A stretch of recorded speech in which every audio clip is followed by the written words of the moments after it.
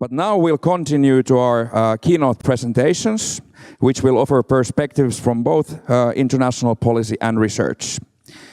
Please welcome our keynote speakers, Ke Leng, Program Coordinator for Cultural Policies and Development at UNESCO.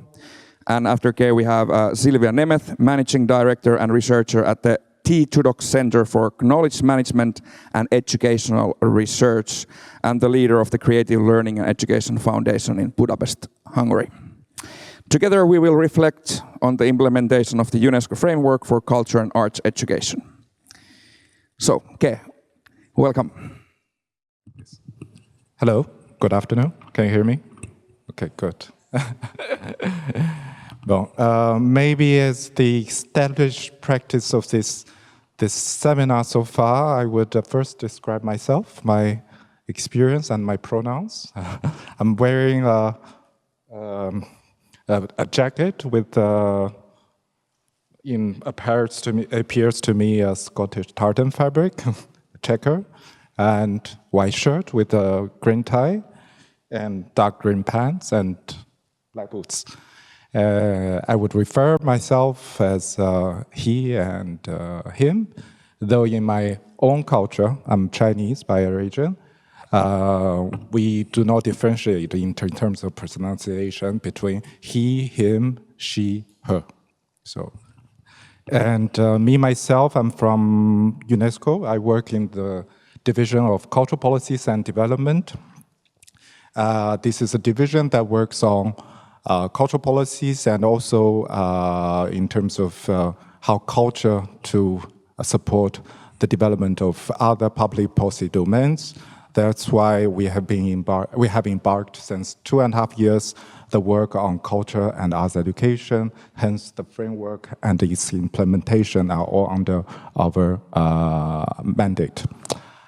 So at the beginning, I would like to give a few words of gratitude. Thanks a lot to the Finnish Ministry of Education and Culture, and also Kana for inviting me to be here for this important gathering to jointly reflect on this topic that is dear to our heart. I also want to join you again to thank our young people just now who give us this important reflection, which reminds us of the power of culture and arts education, and embodiment of the principle that every voice matters, and that culture participation is not a privilege, but it is a right. Today we are here to strengthen how we can to reflect on how we can strengthen culture and arts education. It is one with the power to transform how we learn, how we connect with each other, and how we imagine the world as we build together. At the outset of my presentation, I want to also recognize the diverse profiles of the audience in the room. I try to include elements that would speak with everyone, or at least at times flesh out the concerns of the policymakers, the actions by managers of the cultural institutions, and the aspiration of the communities. So to structure my presentation today, I will focus on 3 dimensions. First, why culture and arts education matters now. I'm sure all of you are convinced and live it by practice. So my words are not going to repeat why it is so important, but rather I'm going to speak about some existing and renewed contexts at the international level. Secondly, how the UNESCO framework for culture and arts education and its implementation guidance respond to this urgency. In other words, what our governments have concretely committed to as the framework was a negotiation between UNESCO member states and adopted by their cultural and education ministers. I will do so through revisiting the strategic goals of the framework and flesh out step-by-step methodology of the implementation guidance. Thirdly, I want to speak a bit on the opportunities lie ahead of us, particularly through our engagement in strengthening governance, policies, and partnership. This part, I'm afraid I cannot really do it alone. I hope through our breakout group discussions later on that are meant to be participatory and interactive, we will have some concrete proposals. Also, as Hannah just now gave us this hope of the substantial and inspiring afternoon, and perhaps even some statement of joint actions as we move forward. So let me start with the first question: why culture and arts education matter now more than ever? If we have my education sector colleagues from UNESCO in the room today, they will tell us our education systems are under unprecedented stress. And the world, as we see now, has recognized that traditional approaches alone are insufficient to meet the challenges of our time. The 2022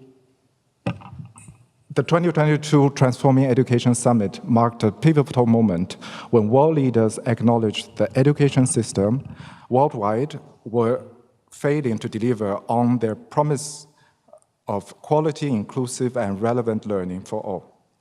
The summit's conclusions were stark. We need fundamental changes in how we conceptualize, design, and deliver education. The crisis was not merely about access to schooling. It was about the very effectiveness and relevance of educational approaches that too often leaving learners disengaged, communities disconnected, and society unprepared for complex contemporary challenges. So this recognition of educational system stress coincided with growing understanding that culture and the arts provide essential solutions to educational challenges. When learners struggle with abstract concepts in mathematics, engagement with geometric patterns of crafts can unlock understanding. When history lessons feel distant and irrelevant, connection with oral traditions and living heritage creates meaningful learning. When students lack motivation and agency, creative expression provides pathway to voice and empowerment. The examples can go on and on. So the UNESCO framework for culture and arts education that we discussed today did not emerge in a vacuum. It represents a decisive response to urgent calls from the global community for education transformation. The policy shift we are witnessing is not coincidental either. It is a strategic recognition that culture and arts education offer proven tools for addressing educational effectiveness, learning engagement, and social cohesion. This shift was powerfully demonstrated in the World Conference on Cultural Policies and Development in Mexico City in 2022, and once again this year in Barcelona 2025 Mondial Conference, we had a dedicated session of gathering cultural and education ministers to jointly debate on how we can make culture and arts education an integral part to our public policy. Despite the framework's adoption in February 2024, it is not really a new tool developed by UNESCO. Why am I saying this? I guess the presentation is correct. Because it represents a systematic consolidation of UNESCO cultural conventions and recommendations and experience of decades of their operationalization by UNESCO member states, including all European countries. For example, the 1972 World Heritage Convention, ratified by every European country, established clear educational obligations. Article 27 requires state parties to endeavor by all appropriate means, and in particular by educational and information programs, to strengthen appreciation and respect by their peoples of the cultural and natural heritage. This is not really optional enhancement, but a binding legal obligation that most educational systems have yet to fulfill systematically. The 2003 Convention for the Safeguarding of Intangible Cultural Heritage goes further, requiring state parties to ensure recognition of, respect for, and enhancement of the intangible cultural heritage in society, in particular through educational awareness raising and information programs. Article 14 of the 2003 Convention specifically mandates educational programs that ensure heritage transmission to younger generations. So we ask ourselves, How many of our formal education systems have already integrated this obligation in their core curriculum? Similarly, the 2005 Convention on the Protection and Promotion of Diversity of Cultural Expressions established obligations for leveraging education to promote cultural diversity and intercultural dialogue. The 2001 Convention on the Protection of Underwater Heritage and 1970 Convention on Illicit Trafficking established equally clear educational mandates to raise awareness and heritage protection. So I'm listing all these legal instruments here to say that this is a legal obligation of all the countries, even before we have the framework. So when you do your policy advocacy, you could also speak to your policymakers that beyond the framework, you have already rectified this international obligation. So culture and arts education encompassing heritage, creativity is part of the work that your parliaments, your governments have already ratified. So with this broad understanding of culture and arts education, which encompasses heritage from natural to intangible and to built and creative expressions, I come to the second part of my presentation, which is on the UNESCO framework for culture and arts education itself. The framework is the outcome of one of the most inclusive consultation on culture and arts education following the call of the Executive Board in April 2021. We embarked on a 2-year process that engaged over 2,300 stakeholders worldwide, including ministers, educators, artists, managers of cultural institutions, and most importantly, learners themselves.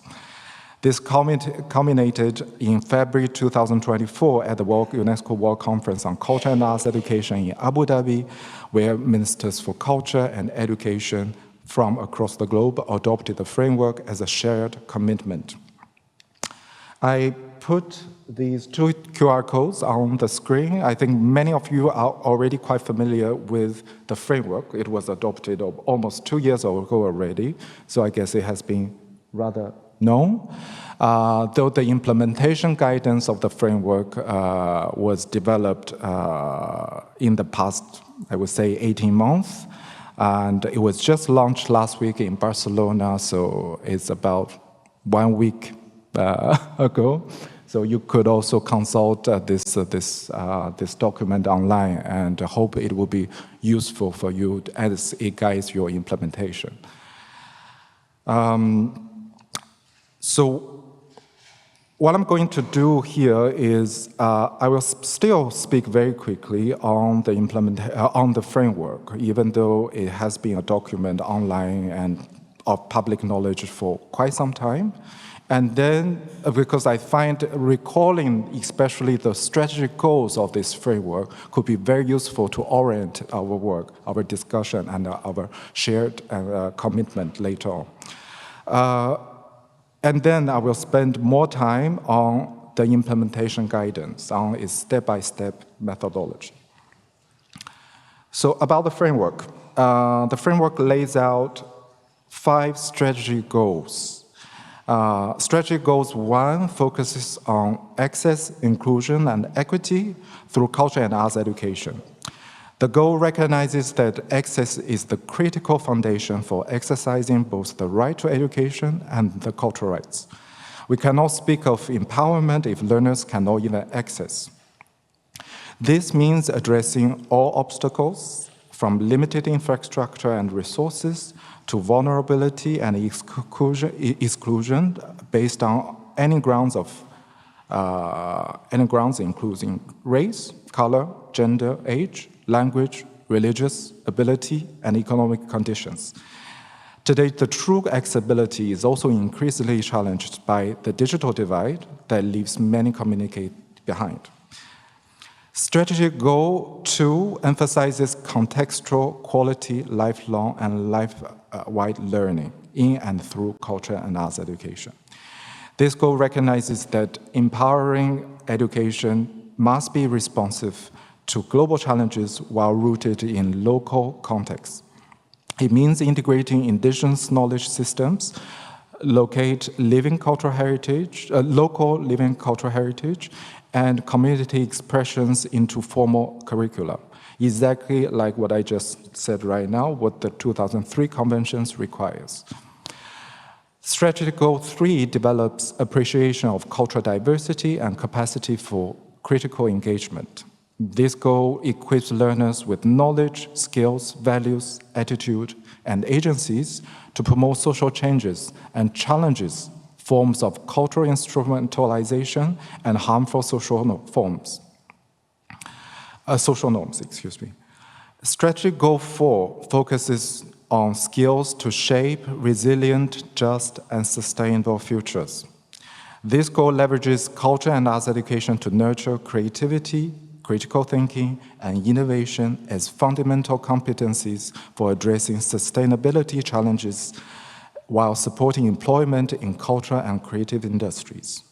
This connects directly to empowerment by providing pathways to meaningful work and community engagement. Strategic Goal 5 emphasizes institutionalization and valorization of culture and arts education ecosystems. This goal ensures that transformative practices become embedded in policies, strategies, and programs at all levels, creating sustainable change rather than temporary projects. It recognizes that culture and arts education is an ecosystem comprised of diverse elements that relate and interact with various local and cultural social contexts. Since the adoption of the framework in February 2024, we at the UNESCO Secretariat have worked on a detailed implementation guidance that serves as a bridge between global vision and local action. The implementation guidance that was launched last week in Barcelona is structured around 5 main sections that unpack the framework systematically. The section 1 explains the framework structure, its guiding principles, objectives, and again, the strategy goals just now I mentioned, as well as the implementation modalities. Section 2 expands on each strategy goal with actionable recommendations for policymakers and practical tips for practitioners, including guiding questions for reflection and assessment. Section 3 elaborates on 8 implementation modalities as enabling conditions. Section 4 proposes a step-by-step methodology for building transformative ecosystems. Section 5, last but not least, focused on monitoring, follow-up, and reviewing mechanisms. So when it comes to implementation and step-by-step route to transformation, the implementation guidance could be read as a concrete 8-step methodology for building transformative culture and arts education ecosystems to help you design and implement strategies and policies in relation to culture and arts education. And let's spend a bit more time on these 8 steps. So step 1, conducting baseline assessments, understanding where you start from. Transformation begins with truth-telling. We need to chart a course to our destination first by first honestly acknowledging where we currently stand. This first step involves conducting comprehensive baseline assessments that map not just the programs and policies, but the living reality how culture and arts education currently functions or fails to function in your context. This means asking penetrating questions that go beyond surface-level program inventories. Who are these young people, like those who we just now witnessed from the Volve Film Club? And who are thriving in your systems and who remain invisible and marginalized? Which communities have rich cultural assets and resources that would remain undertapped and untapped by formal education? I'm just told I have 5 minutes left, right? Okay, I will go faster. Step 2 is to prioritize issues and make strategic choices. While you may have clear understanding of current realities after the baseline studies, you can now make strategic choices, but only on those that within your resources and functions. Consider which entry points offer the greatest leverage for system transformation. And the key is to identify where success is possible and where the success can create ripple effects throughout the broad ecosystem. Think strategically about which victory will inspire others, which partnership will unlock additional resources, and which innovation will capture attention and support from policymakers and communities alike. Step 3, establishing contextual goals, adapting global vision to local reality. For example, in rural Finnish communities, this might mean leveraging the country's extensive network of heritage sites and natural areas to create place-based learning opportunities that connect students with the environmental awareness and also Sami cultural traditions. In urban European contexts, on the other hand, perhaps it means that involve in transforming community centers and cultural institutions into vibrant learning hubs that celebrate the linguistic and cultural diversity, that even including migrations that brought to your cities. Step 4, I'm going very fast. I think I'm skipping quite a few things, but we will have time later on to explain further. Step 4 engages stakeholders, building coalition for change. Transformation cannot be imposed from above or achieved in isolation. These steps involve building broad, inclusive coalition necessary for sustainable change. The stakeholder engagement process itself becomes a model for the collaborative and co-creative approaches. I heard just now many of us panelists have talked about co-creation process. This is exactly what the framework promotes.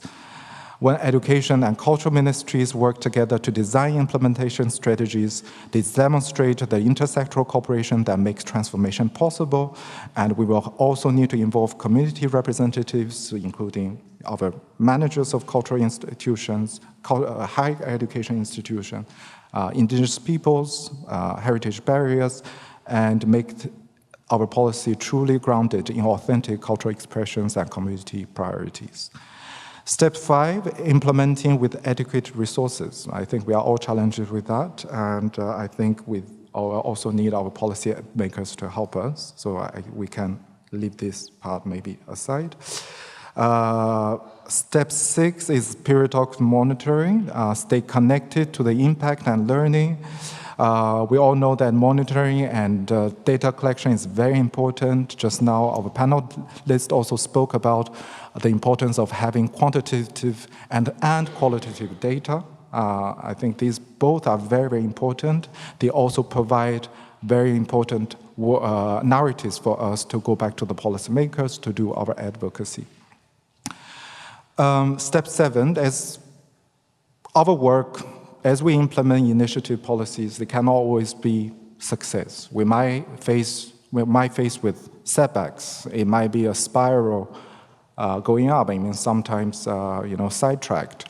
So we will always need to make recurrent adjustments and embrace adaptive learning. And this is just true to every work that we do, not just on culture and arts education. The key is to create organizational cultures and policy frameworks that support learning adaptation rather than rigid adherence to original plans. Step 8, last but not least, disseminating achievement and promote knowledge sharing. I think that's also why it's very important we are gathering here. As we learn, we are also could learn from our cross-border experiences, and we can also, through some programs, for example, Move Europe program, to benefit from artists, arts educators from other countries so that we can do knowledge and also resource sharing. This, I think, later on we will also be able to discuss during our breakout group sessions. So I think I might need 3 more minutes, if I may, before I pass on the floor to my collaborator, Sylvia, who will speak more concretely national frameworks on implementation in the national context. But I still wish to stress that UNESCO framework for culture and arts education and its implementation guidance represent only the beginning of our shared journey, not a final destination. The framework provides the compass and the roadmap, but we must each navigate in our own unique terrain. Each of our nations face specific challenges that demand tailored response.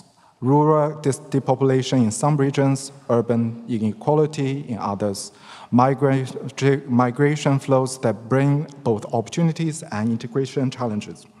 Environmental pressures, not to say the least, have been we are grappling with, and as well as the digital divide that exists even at the doorstep of the European countries. Moreover, we live in a rapid changing context where technological innovation, social transformation, and global interconnectedness create new challenges as quickly as we develop solutions to existing ones. So this dynamic reality demands that we continue our dialogue, deepen our learning from one another, and expand our cooperation across borders and sectors. Perhaps it is time to develop more systematic regional and sub-regional mechanisms for policy sharing and mutual support. Ones that bring together decision makers from both culture and education ministers, culture and education sectors, cultural and educational institutions that serve as a laboratory for innovation, and civil societies who are already doing all the good work and transformative work in our communities. Such mechanism could provide the ongoing support, knowledge exchange, and adaptive capacity that implement the framework that the framework implementation truly requires. So I will stop here. I went very fast. I hope I made a clear presentation, and I look forward to later on the opportunity to further exchange with you. Thank you. Thank you, Ke. And now I'd like to invite Sylvia Nemeth to the stage. And now you can stand up and give a standing ovation. So, you know, it's healthy to stand up every now and then.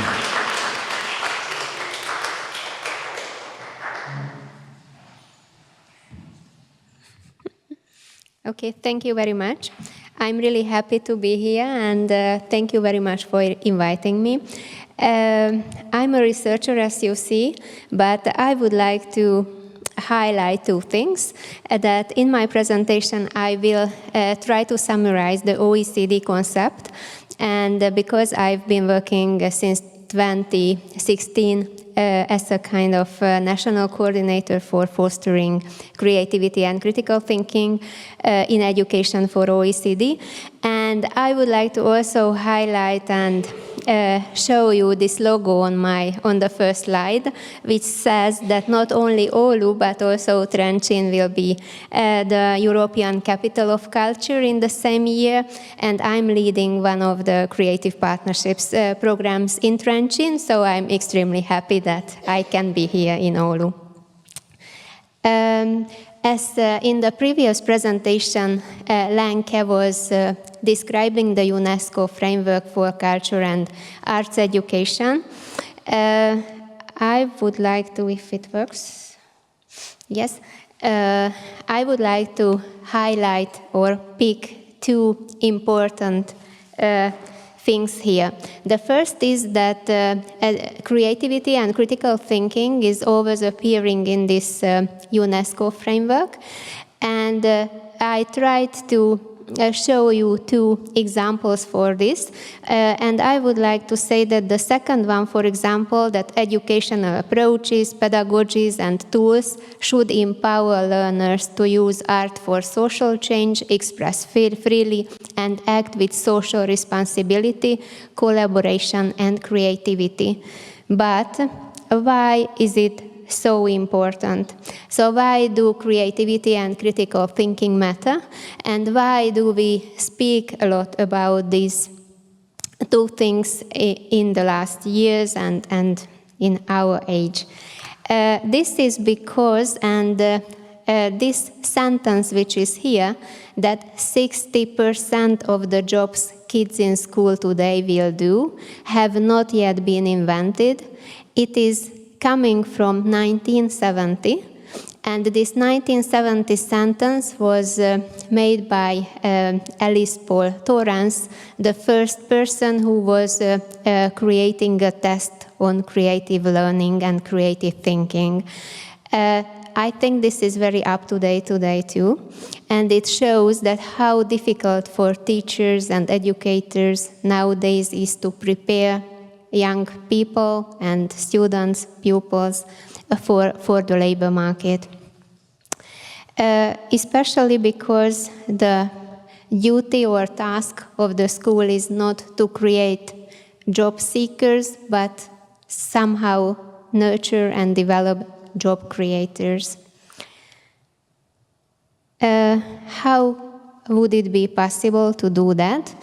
Of course, if the school, and not just in Europe, but globally, would prepare children and young people to be successful in the 21st century. And what I just show you, this is a list of so-called 21st century skills, that thinking imaginatively, transferring knowledge to new settings, spotting surprises, being resilient, reflecting critically, all ideas appearing in the UNESCO framework as well.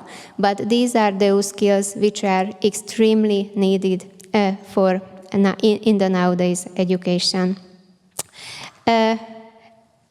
Just to show you one slide about from the Future of Jobs report, it says that creative thinking is in the top 10 skills demand in 2025, but all others, but being resilient, creative thinking, and social leadership and social influence, flexibility also are in the top 10.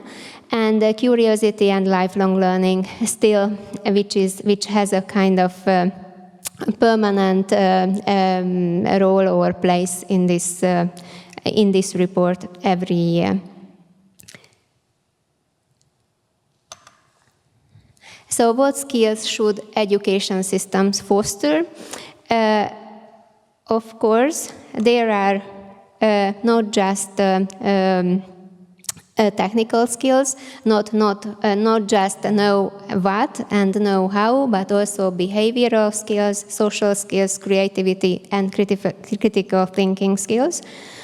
And there are some education systems which not just the population, but also the governments and policy people, they say that this is more important, that schools in our country teach to be creative and think independently than just to focus on basic academic skills and encourage discipline. If we go on, I would like to show you this important slide. It is coming from PISA 2022. And this was a pilot, and Finland is also there visible. And it shows that 15-year-olds tend to report lower creativity than 10-year-olds. And in some countries, this is not the case, but in most of the pilot countries, it was the case. So this is a standardized difference between 10 and 15-year-olds, and it was an average across sites. So it is quite important message for the contemporary or nowadays education that if we go from grade to grade, from year to year, then our creativity and creative thinking is not increasing, but we are getting less and less creative. It has really important implications for our achievement as well. So if you look at this graph behind me, you see that if students believe that they can change their intelligence, or they can change their executive functions, they can change their behavior at school, then their grades are getting better. And our aim is somehow to support education systems, support schools, support children to get into that field which is just there above, and which would show that creativity matters. What can we do?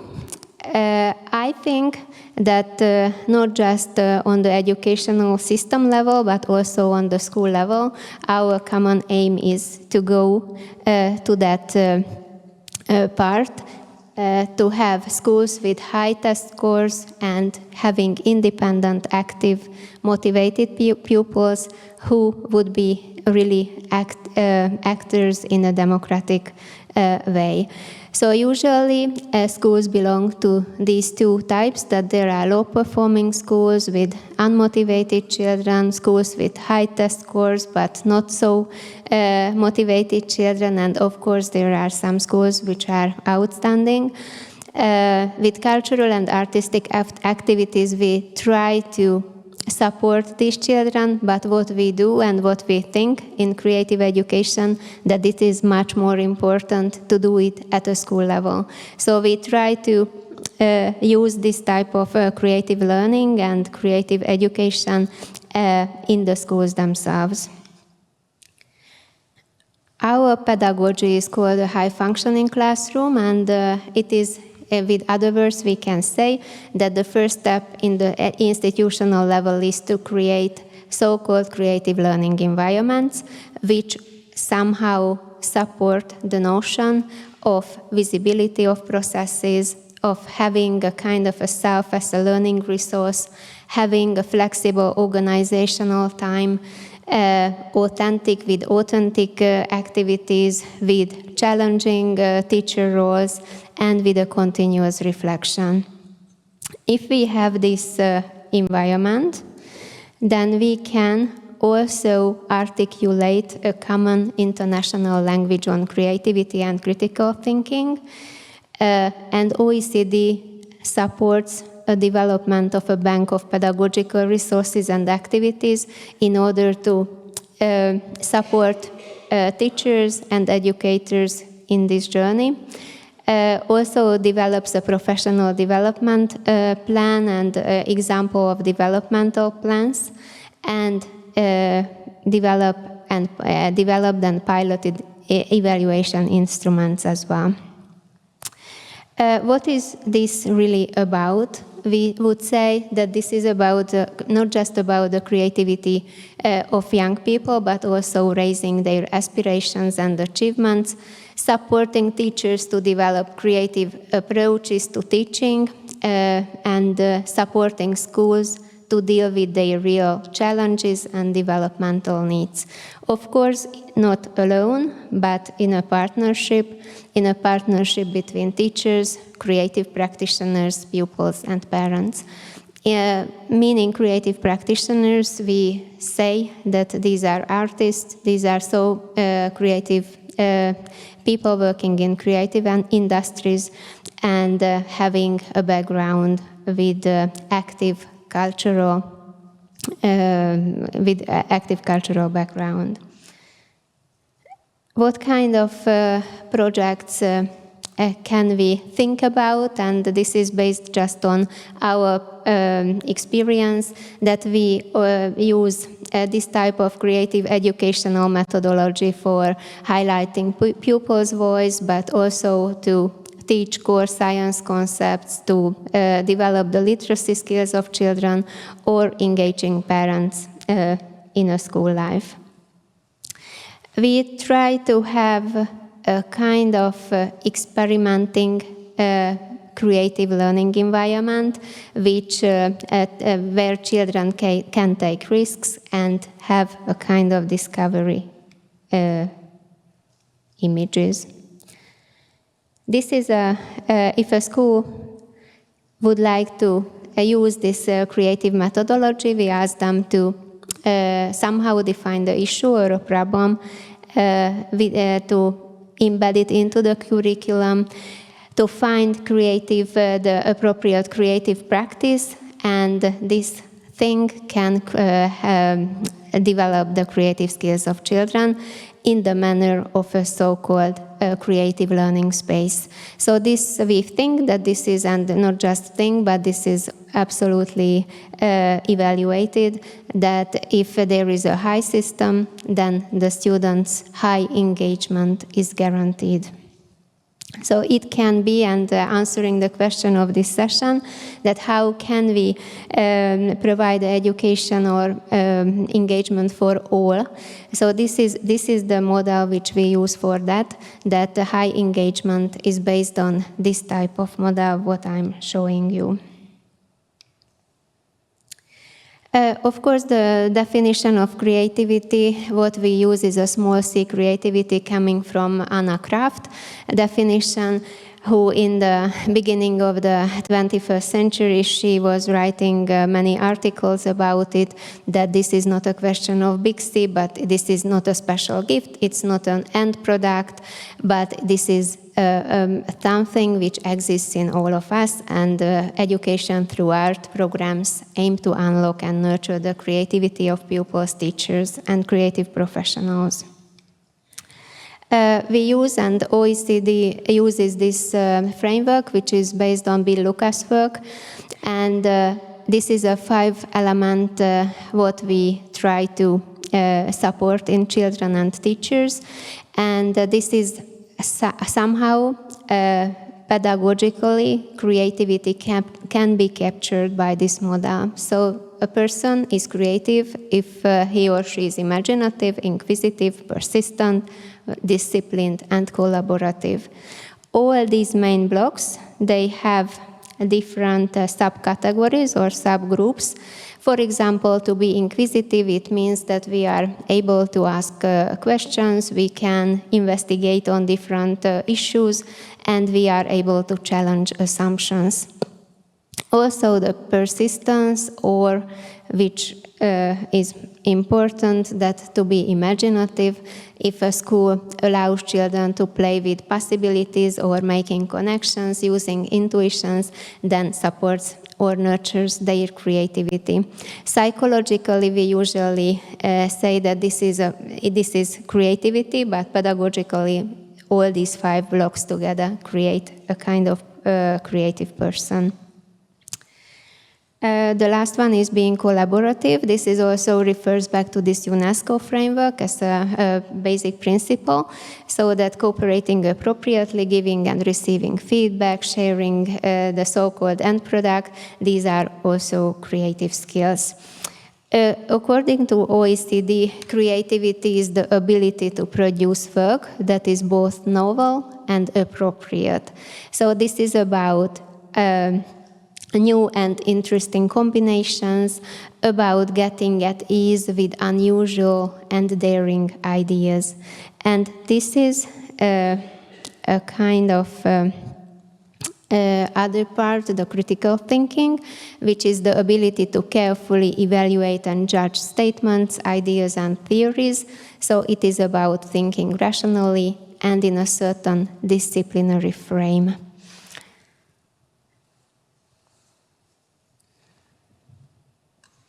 Okay, there is a kind of missing something, but okay. So in a school, if we support creative thinking, then the teaching and learning becomes more engaging and memorable. And the connection of learning is with a real problem, even if fictional, and develops problem-solving skills, stronger intellectual experiences. And of course, critical thinking develops inquiry and evaluation skills, evaluation skills in learning, and develops problem-solving skills as well. OECD developed a framework or a rubric on for creativity, and it is a scaffolding rubric for teachers.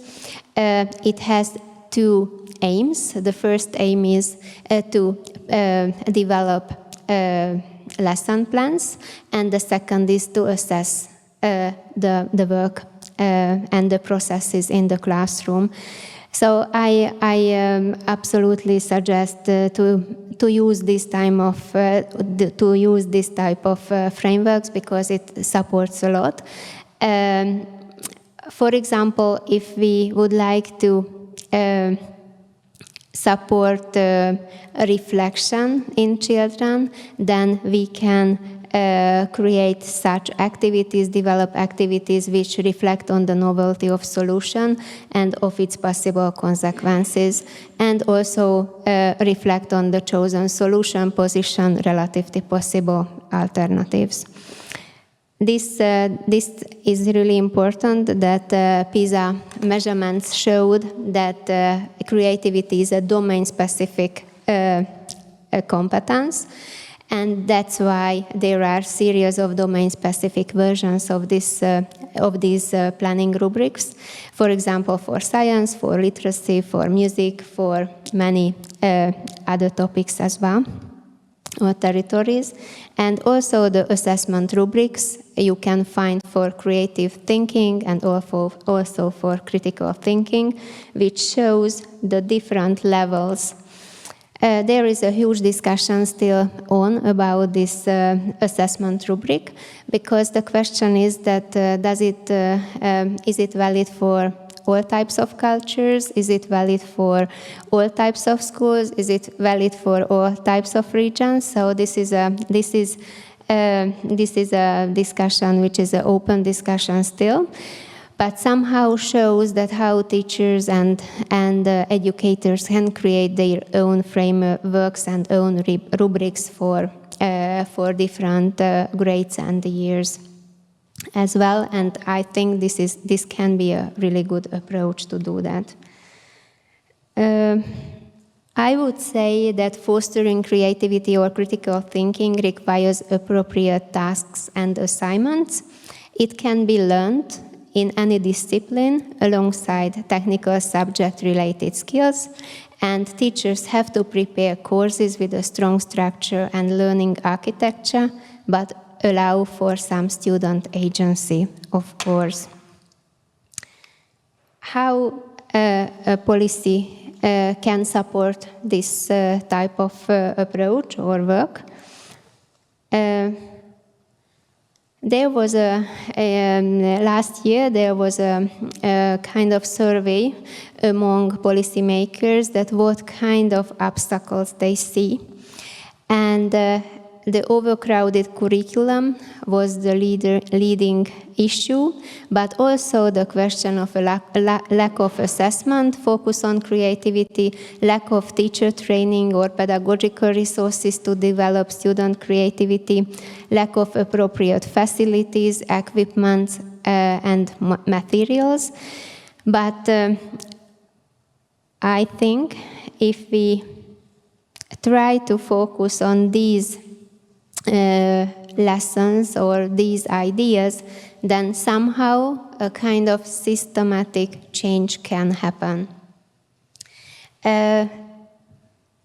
If we are explicit in our education policy about the aims and the aim of being creative and aims of creativity, and we try to define what we are talking about with this international language, then we do the first steps. The next one is that we should integrate the creative thinking into the regular disciplinary curriculum, make it part of formal assessments and evaluations, create alignment and incentives at all levels of education, and make sure that school principals follow this too.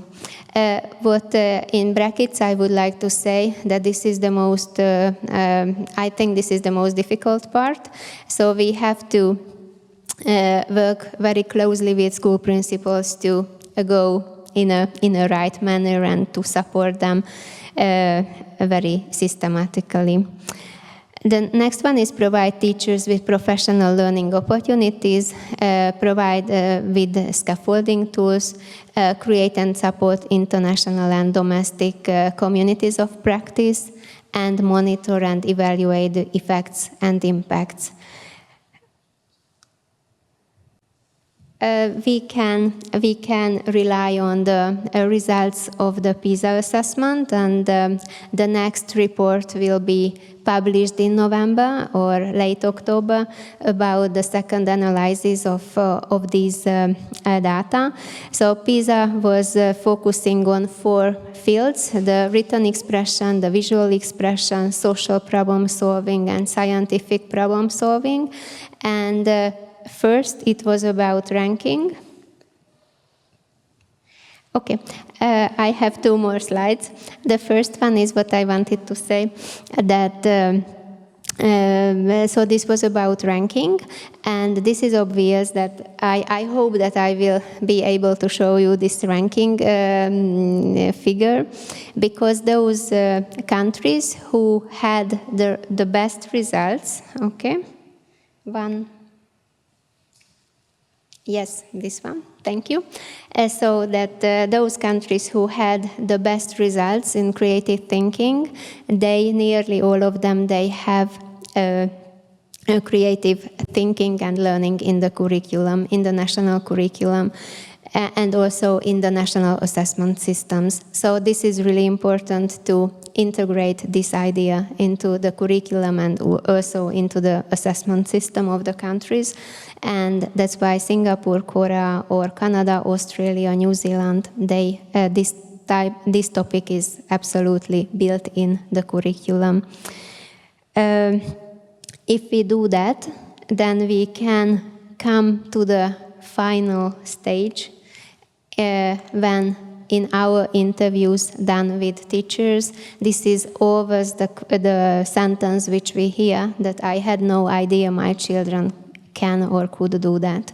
And this is the perspective artists can bring into the classroom, and art education can support this type of experience of the teachers.